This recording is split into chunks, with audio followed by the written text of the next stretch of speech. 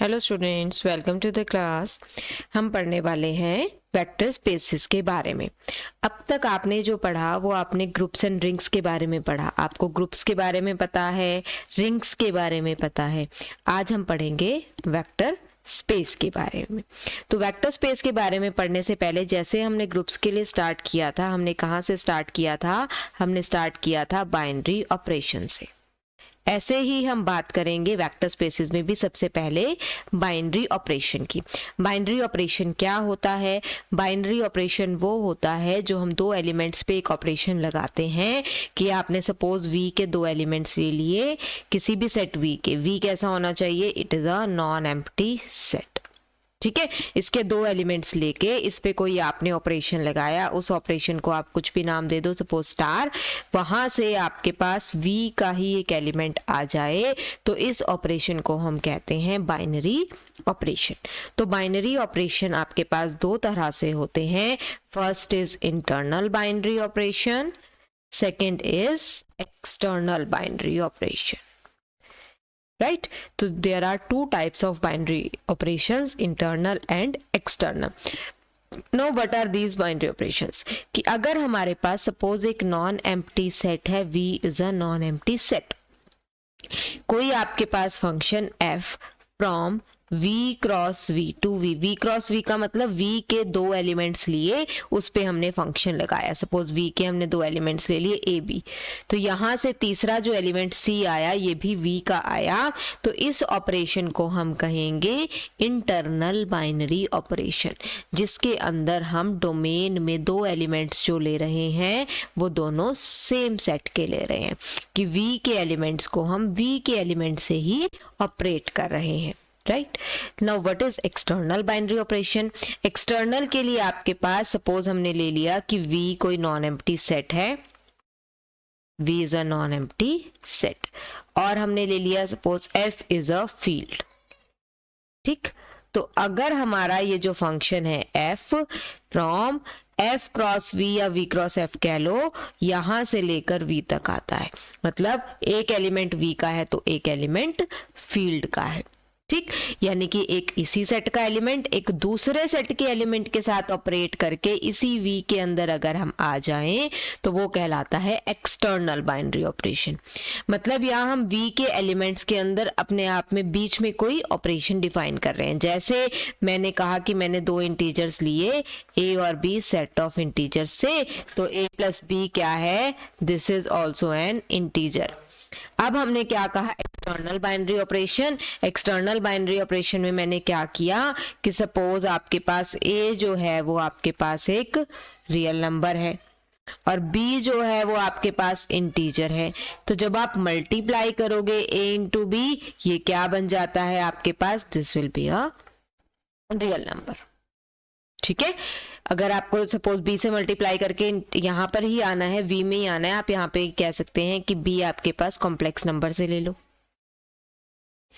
ठीक है, कि b कॉम्प्लेक्स नंबर से है, a रियल नंबर है, मल्टीप्लाई करेंगे तो कहाँ चले जाएंगे? मल्टीप्लाई करेंगे तो आपके पास आ जाएगा एक कॉम्प्लेक्स नंबर। ये मैंने क्यों लिया? क्योंकि अब ये c जो है दैट इज अ फील्ड, तो फील्ड के एलिमेंट से मैंने r के एलिमेंट को मतलब r जो है वो फील्ड है, मैंने यहाँ पर c के एलिमेंट को इधर से मल्टीप्लाई किया तो वापस हम c में आ गए। ठीक है, f के एलिमेंट से मल्टीप्लाई करके हमें v में ही वापस रहना था ना, और f should be a field, तो f मैंने क्या ले लिया? f की जगह यहाँ पे r ले लिया। Set of real numbers is a field, मैंने इससे मल्टीप्लाई किया तो हम वापस कहाँ पर आ गए? सेट ऑफ कॉम्प्लेक्स नंबर्स में। Right, so this is an external binary operation. तो ये डिफरेंस होता है आपके पास इंटरनल और एक्सटर्नल बाइनरी ऑपरेशन में। इंटरनल बाइनरी ऑपरेशन में जो हम दो एलिमेंट्स उठाते हैं, दोनों एलिमेंट्स सेम सेट के होते हैं। When we talk about external binary operation, external में एक एलिमेंट हमें बाहर से लेना होता है। ठीक है, दोनों एलिमेंट सेम सेट से नहीं होते कि v के एलिमेंट पे अगर मैं बाहर के किसी एलिमेंट से ऑपरेट कर दूं तो भी हम v में वापस आ जाए। So this is the difference between internal and external binary operation. अब हम डिफाइन करते हैं एक वेक्टर स्पेस को, कि वेक्टर स्पेस होता क्या है। जैसे हमने ग्रुप्स में और रिंग्स में डिफाइन किया था कि आपके पास कुछ प्रॉपर्टीज को सेटिस्फाई करने वाला एक नॉन एम्प्टी सेट जिसके अंदर एक बाइनरी ऑपरेशन हो और उस बाइनरी ऑपरेशन के साथ वो कुछ प्रॉपर्टीज सेटिस्फाई करे, that is called either a group और अ रिंग। प्रॉपर्टीज के ऊपर डिपेंड करेगा कि वो कौन सी प्रॉपर्टी सेटिस्फाई कर रहा है। अब वेक्टर स्पेस में क्या है, वेक्टर स्पेस में हम एक सेट नहीं लेते, हम यहाँ पर एक सेट और एक फील्ड लेते हैं कि let we be a non empty set, ठीक है, and F is a field. यहां पर वेक्टर स्पेस हमेशा ओवर अ फील्ड होता है, तो वेक्टर स्पेस जब भी आप डिफाइन करेंगे आपको हमेशा एक फील्ड चाहिए, ठीक है। Then V is called a vector space कब कहलाएगा, if we have two binary operations. कौन से, एक इंटरनल और एक एक्सटर्नल, कॉल्ड, उनको हम नाम क्या क्या देते हैं, एडिशन एंड स्केलर मल्टीप्लिकेशन। जो हमारे यहाँ पर बाइनरी ऑपरेशंस होंगे उनका नाम क्या है, they are addition and scalar multiplication. तो ये हमारे पास क्या कहलाएंगे, डिफाइंड एज, कैसे डिफाइन करते हैं हम, addition is the binary operation from V cross V to V, मतलब V के दो एलिमेंट को ऐड करें, V में चले जाएं, और scalar multiplication is the binary operation from F cross V to V, ठीक है। तो हमने क्या किया कि वेक्टर स्पेस क्या है, V एक सेट है, नॉन एम्प्टी सेट, F कोई फील्ड है। V को हम वेक्टर स्पेस कब कहेंगे, if we have two binary operations, उनको हमने नाम क्या क्या दिया, एडिशन और एक scalar multiplication. Addition V cross V से V तक है, scalar multiplication F cross V से V तक है। ये कुछ प्रॉपर्टीज को सेटिस्फाई करते हैं, सेटिस्फाइंग द फॉलोइंग कंडीशंस। क्या है हमारी वो कंडीशंस, नंबर 1, पहली बात क्लोज्ड होना चाहिए। क्लोज्ड हमने यहाँ पर लिख दिया कि V क्रॉस V का एलिमेंट अगर हम लेंगे या V के दो एलिमेंट लेंगे उनको ऐड करके हम वापस V में रहेंगे, तो क्लोजर प्रॉपर्टी मैं यहाँ ऑलरेडी मेंशन कर चुकी हूँ। तो यहाँ पर मैं स्टार्ट करती हूँ ग्रुप की पहली दूसरी प्रॉपर्टी से, एसोसिएटिव, कि ए भी हम फील्ड के लिए ले लेते हैं, U और V हम V के लिए ले लेते हैं। U comma V belongs to U, V comma W belongs to V implies U plus V plus W is equal to U plus V plus W। क्या प्रॉपर्टी है ये, दिस इज एसोसिएटिव लॉ, कि ये आपके पास जो addition है ये associative law को सेटिस्फाई करता है।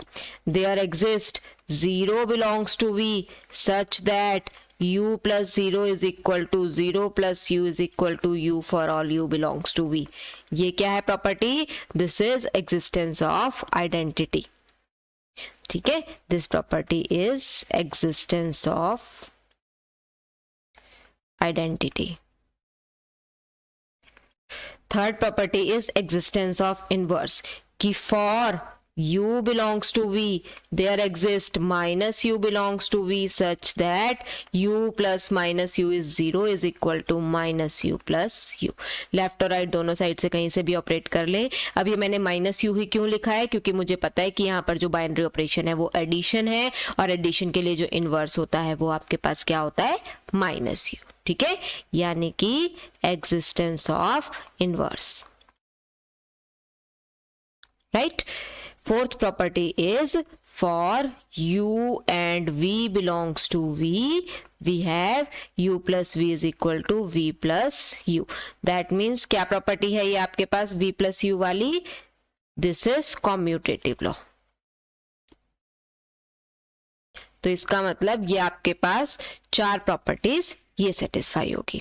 और उसके बाद पांचवी प्रॉपर्टी, क्योंकि मैं स्केलर मल्टीप्लिकेशन ऑलरेडी डिफाइन कर चुकी हूं, मैंने कहा कि A belongs to F and UV belongs to V, we have A into U plus V is AU plus AV, ठीक है, कि आपके पास क्या हुआ, अगर एक एलिमेंट फील्ड का है, u और v एलिमेंट v के हैं, तो a into u plus v is a u plus a we.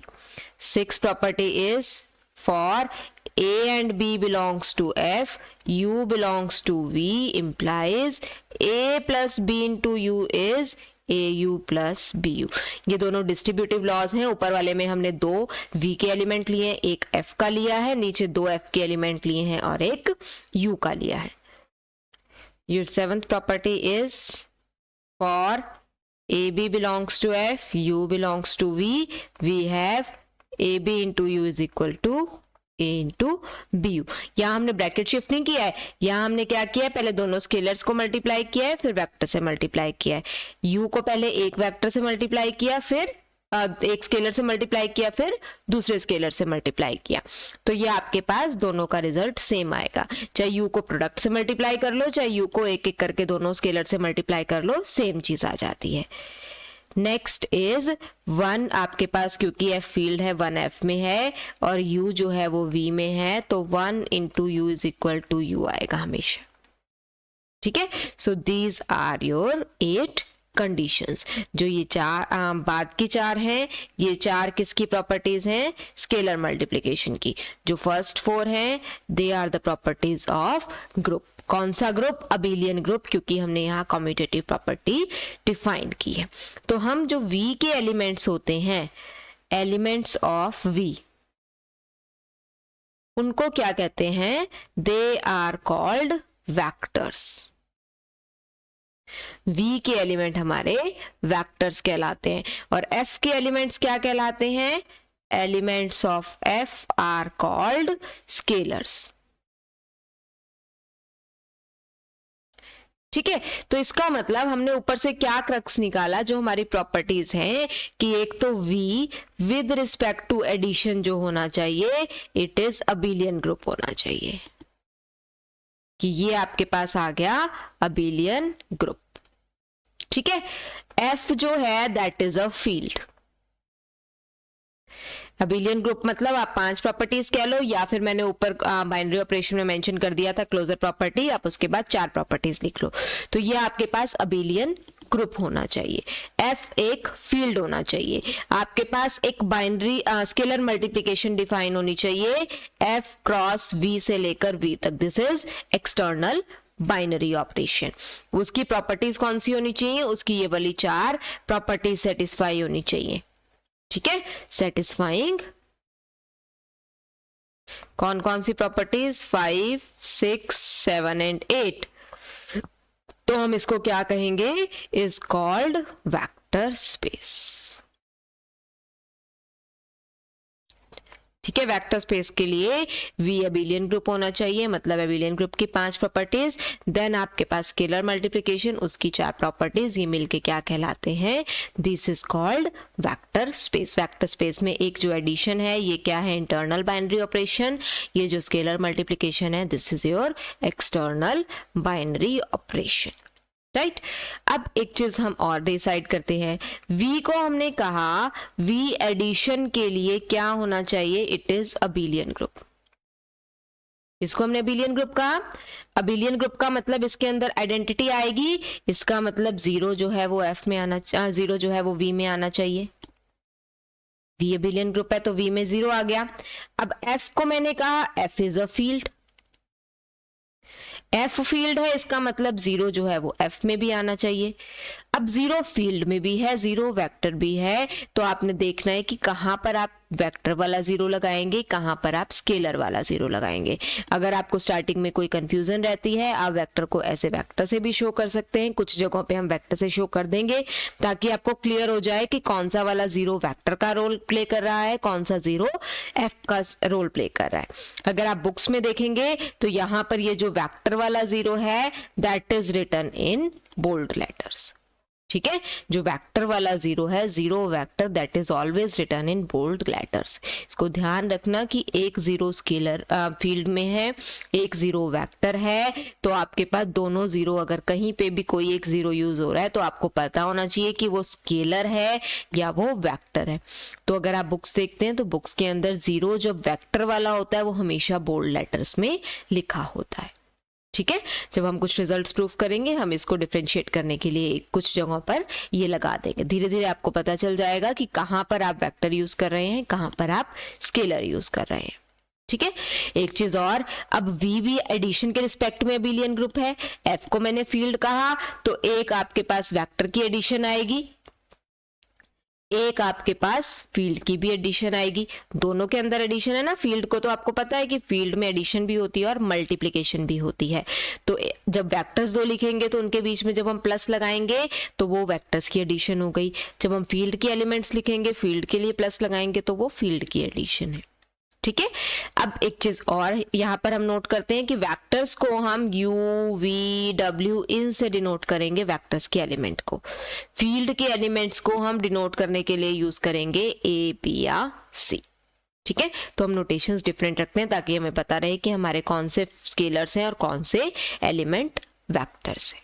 Right, तो ये हुए आपकी वेक्टर स्पेस की डेफिनेशन। वेक्टर स्पेस की डेफिनेशन में हमने दो तरह के बाइनरी ऑपरेशंस पढ़े, इंटरनल एंड एक्सटर्नल। अब एक एग्जाम्पल करते हैं वेक्टर स्पेस का।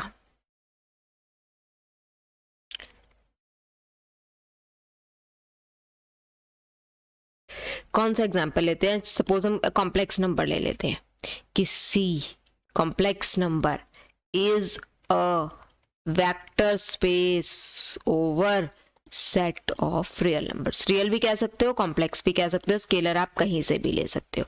आपको प्रूफ करना है कि C that mean set of complex numbers, it is a vector space over the set of real numbers. Real के लिए भी कह सकते हो आप, कॉम्प्लेक्स नंबर के लिए भी कह सकते हो, दोनों के लिए ये वेक्टर स्पेस बनेगा। ठीक है, तो सबसे पहले मुझे क्या प्रूफ करना है? सबसे पहले मुझे C को प्रूफ करना है कि C is an abelian group. Abelian group with respect to addition. तो मैंने क्या किया, C में से दो एलिमेंट ले लेती हूँ, लेट Z1 और Z2 बिलोंग्स टू C। ठीक है, हमने एडिशन डिफाइन करनी है, we define plus in C as Z1 plus Z2 मुझे डिफाइन करना है। ठीक है, अब Z1 प्लस Z2 के लिए अब मुझे पता है कि जब मैं सेट ऑफ कॉम्प्लेक्स नंबर लिखती हूँ इसमें किस तरह के एलिमेंट्स आते हैं। इसमें आते हैं A plus iota B, where A and B are real numbers. ठीक, तो मैंने Z1 प्लस Z2 को क्या लिखा? पहले मैंने लिखा A1 plus iota B1 plus A2 plus iota B2। आप इसको A प्लस आयोटा B को ऐसे पेयर में भी लिख सकते हो। ठीक है, ये दोनों सेट सेम तरह से वर्क करते हैं। तो अब इनकी एडिशन हम कैसे करते हैं? रियल पार्ट रियल में ऐड कर देते हैं, A1 plus A2, imaginary part imaginary में ऐड कर देते हैं, B1 प्लस B2। ठीक है, तो ये बन गया ना एक complex number. A1 plus A2 भी रियल नंबर है, B1 प्लस B2 भी रियल नंबर है, तो real number plus iota times real number, ये क्या बन गया? Complex number. Closure property satisfy हो गई। फिर हमने क्या करना है? एसोसिएटिव प्रॉपर्टी अप्रूव करनी है।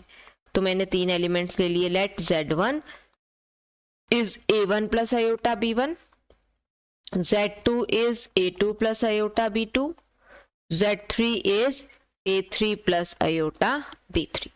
क्या करना है? Z1 plus Z2 plus Z3 निकालना है, that is A1 plus iota B1 plus A2 plus iota B2 plus A3 plus iota B3। ये हमारे कंबाइन होने चाहिए। क्या बना? A1 प्लस आयोटा B1, अंदर वाला एलिमेंट क्या बना? A2 plus A3 plus iota times B2 plus B3।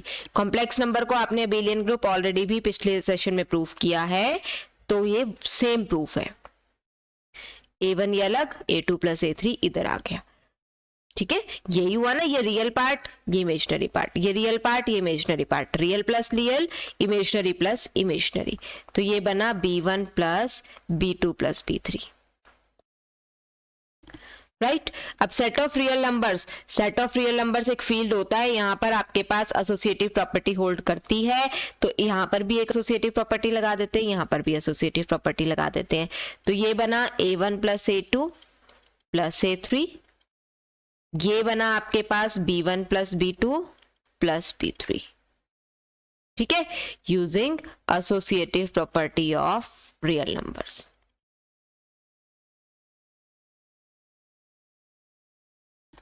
ठीक है, अब ये क्या बना, अब इसको सेग्रीगेट करते हैं, अलग अलग करते हैं। a1 plus a2 plus iota times b1 plus b2, जैसे मैंने एडिशन डिफाइन की थी।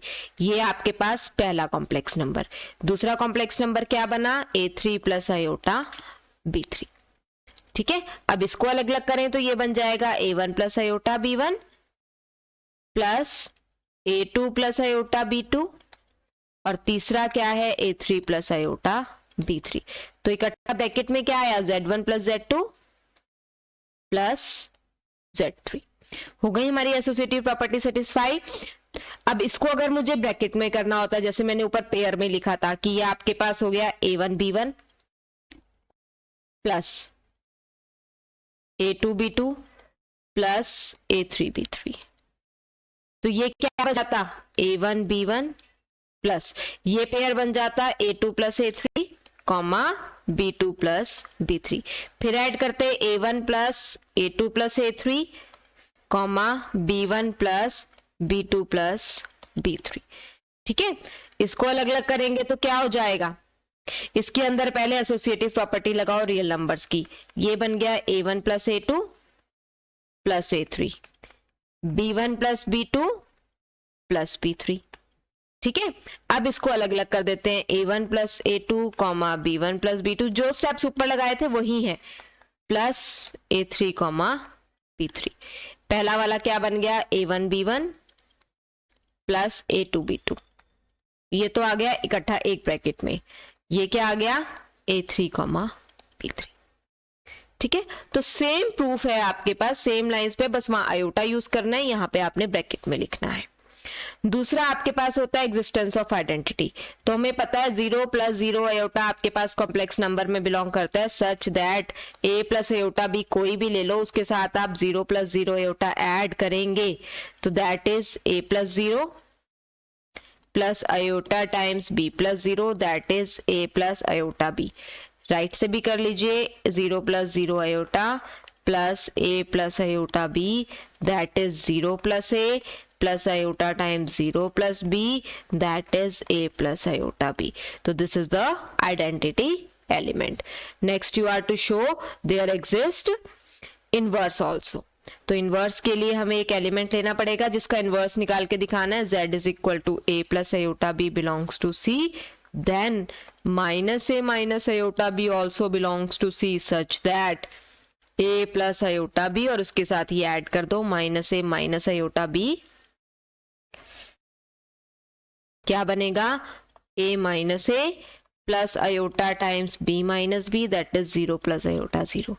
दूसरी साइड से कर दो minus a minus iota b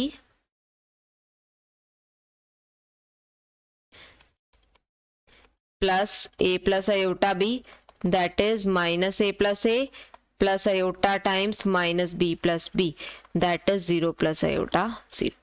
आ गया आपके पास, इनवर्स एग्जिस्ट कर गया। फिर कॉम्यूटेटिव प्रॉपर्टी निकालनी है, z1 plus z2, that is a1 plus iota b1 plus a2 plus iota b2, that is a1 plus a2 plus iota times b1 plus b2। यहां पर हम रियल नंबर्स की commutative property लगा देते हैं, that is a1 plus a2 की जगह हमने लिख दिया a2 प्लस a1, और b2 प्लस b1 इधर आ गया। इसको वापस ब्रेकअप करेंगे तो a2 plus iota b2 plus a1 plus iota b1, that means z2 plus z1। Commutative property भी हमारी सेटिस्फाई हो गई। अब हमने स्केलर मल्टीप्लिकेशन डिफाइन करनी है। तो मैंने a लिया सेट ऑफ रियल नंबर से, z को मैं c प्लस आयोटा d लिख देती हूँ क्योंकि a मैंने यहाँ पे ले लिया। अगर इसको a प्लस आयोटा भी लिखना है, you can take here alpha. तो देन आपने मल्टीप्लाई किया a into c plus iota d, you can write it as a c plus iota a d. यही मल्टीप्लाई करोगे ना रियल नंबर्स, तो ये आपके पास हो गई स्केलर मल्टीप्लिकेशन। अब क्योंकि ये भी कॉम्प्लेक्स नंबर आया, कॉम्प्लेक्स में आ गया, प्रॉपर्टी सेटिस्फाई हो गई, स्केलर मल्टीप्लिकेशन बाइनरी ऑपरेशन बन गया। अब इसकी प्रॉपर्टीज पे चलते हैं। क्या है, let alpha belongs to R और z यानी कि a प्लस आयोटा b लिख रही हूँ belongs to c, then alpha z, sorry दो लेने थे z1 z2,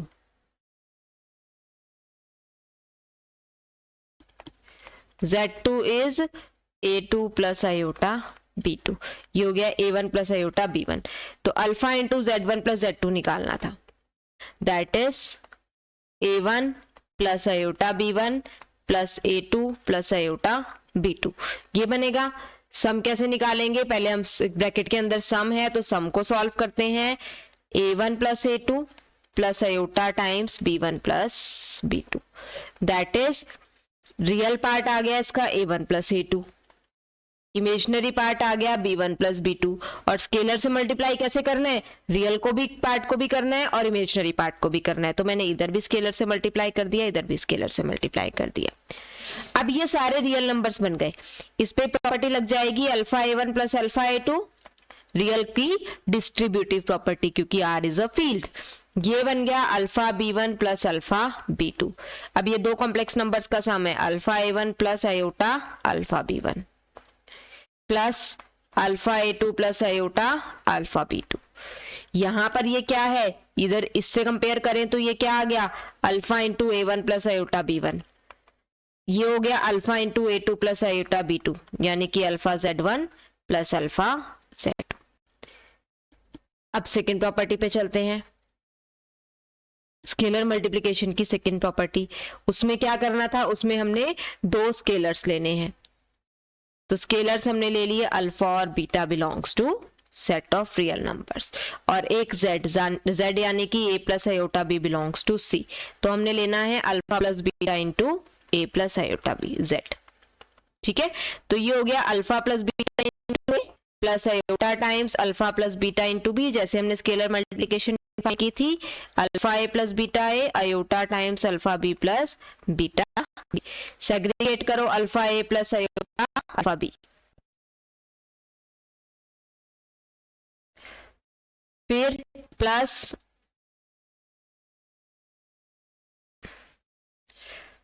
दूसरा नंबर होएगा beta a plus iota beta b। Addition हमने अलग अलग कर दी, तो ये क्या हो गया, alpha common a plus iota b plus beta common a plus iota b। ठीक है, यानी alpha Z1 plus beta Z, या Z कह लो। तो ये आपके पास सिक्स प्रॉपर्टी भी हमारी सेटिस्फाई हो गई। ठीक है, अब हमने करनी है प्रॉपर्टी नंबर 7। प्रॉपर्टी नंबर 7 में क्या है, दो आपके पास स्केलर्स और एक वेक्टर।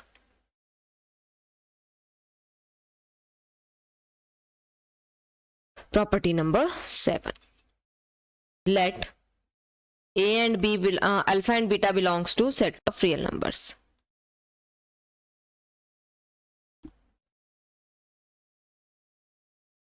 ठीक है, और z यानी कि a प्लस आयोटा b हमने उठा लिया सेट ऑफ कॉम्प्लेक्स नंबर से। तो alpha beta into z a plus iota b, that is alpha beta into a plus iota times alpha beta into b। तो खोलेंगे तो क्या बनेगा, अल्फा इंटू बीटा है, यूजिंग प्रॉपर्टी यूज की हमने, associative property of multiplication in are. Multiplication की associative property, are field है उसमें मल्टीप्लिकेशन में एसोसिएटिव प्रॉपर्टी लगेगी। फिर हमने क्या कर दिया, अल्फा बाहर आ गया तो ये बना beta a plus iota beta b, और इसमें से क्या होगा, बीटा बाहर आएगा तो ए प्लस आयोटा बी बनेगा, यानी कि अल्फा अंदर बीटा सेट हो गई हमारी ये प्रॉपर्टी भी satisfy. Next property, property number 8, इसमें क्या करना है, 1 लेना है set of complex real number से, फील्ड का 1, फील्ड का यूनिट एलिमेंट। तो 1 हमने सेट ऑफ रियल नंबर से ले लिया, z is equal to a plus iota b हमने उठाया सेट ऑफ कॉम्प्लेक्स नंबर से, 1 से मल्टीप्लाई करना है, 1 into a plus iota b, that is 1 into a plus iota times 1 into b, that is a plus iota b। वापस z आ गया। तो ये हमारी सारी की सारी प्रॉपर्टीज किसकी सेटिस्फाई हो गई, वेक्टर स्पेस की। तो set of complex numbers is a vector space over the set of real numbers. ठीक है, तो यही सारी प्रॉपर्टीज आपने किसी भी एग्जाम्पल में प्रूव करनी है। इन द नेक्स्ट लेक्चर हम प्रूव करेंगे कुछ ऐसे एग्जाम्पल्स, कुछ वो एग्जाम्पल्स लेंगे जिसमें वो वेक्टर स्पेस नहीं बनता है, या कुछ हमें ऑपरेशंस दिए होंगे उनके अकॉर्डिंग वो बनेगा या नहीं बनेगा, वो हम प्रॉपर्टीज चेक करेंगे। Thank you.